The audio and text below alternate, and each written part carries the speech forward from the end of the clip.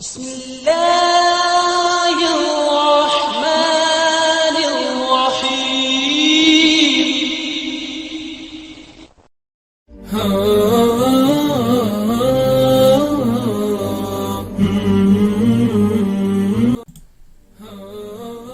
السلام علیکم۔ حضور اکرم صلی اللہ علیہ وسلم کا ارشاد مبارک ہے، مسلمانوں سچ بولنا اختیار کرو، کیونکہ یہ ایک بہشت کا دروازہ ہے، اور جھوٹ بولنے سے کنارہ کرو، کیونکہ یہ دوزخ کا ایک دروازہ ہے۔ مسلمانوں سچائی اختیار کرو، اگرچہ اس کے اختیار کرنے میں ہلاکت کا اندیشہ ہو، کیونکہ در حقیقت نجات اسی میں ہے، اور جھوٹ سے ہمیشہ پرہیز کرو، اگرچہ اس میں نجات ہو، کیونکہ در حقیقت اسی میں ہلاکت ہے۔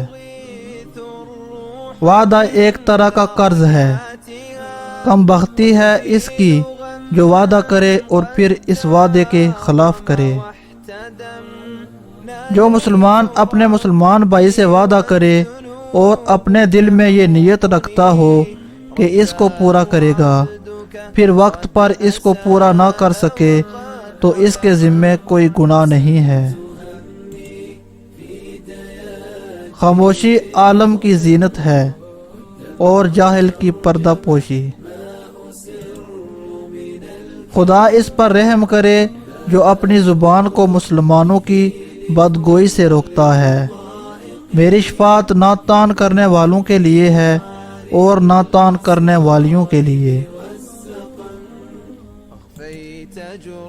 جو آدمی بہت بولتا ہے اس کی زبان اکثر پھسل جاتی ہے، اور جس کی زبان پھسل جاتی ہے وہ اکثر جھوٹ بولتا ہے، اور جو اکثر جھوٹ بولتا ہے اس کے گناہ بڑھ جاتے ہیں، اور جس کے گناہ بڑھ جاتے ہیں اس کا انجام دوزخ کے سوا کچھ نہیں۔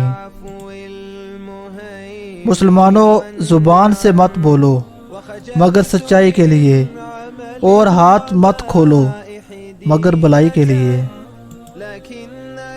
قیامت کے دن ایک پکارنے والا پکارے گا، کہاں ہیں وہ لوگ جو لوگوں کی خطائیں معاف کر دیا کرتے تھے اور اپنے پروردگار کے حضور آئیں اور اپنا انعام لے جائیں، کیونکہ ہر مسلمان جس کی یہ عادت تھی بہشت میں داخل ہونے کا حقدار ہے۔ میں نے معراج کی شب بہشت میں بڑے بڑے عالی شان محل دیکھے۔ میں نے جبریل علیہ السلام سے پوچھا، یہ محل کس لیے ہیں؟ اس نے کہا، یہ ان کے لیے ہیں جو اپنے غصے کو پی جاتے ہیں اور لوگوں کی خطاؤں سے درگزر کرتے ہیں۔ اللہ تعالیٰ سے دعا ہے کہ اللہ تعالیٰ ان احادیث پر عمل کرنے کی توفیق عطا فرمائے۔ اللہ سب کا حامی و ناصر ہو۔ السلام علیکم ورحمۃ اللہ۔ اللہ حافظ۔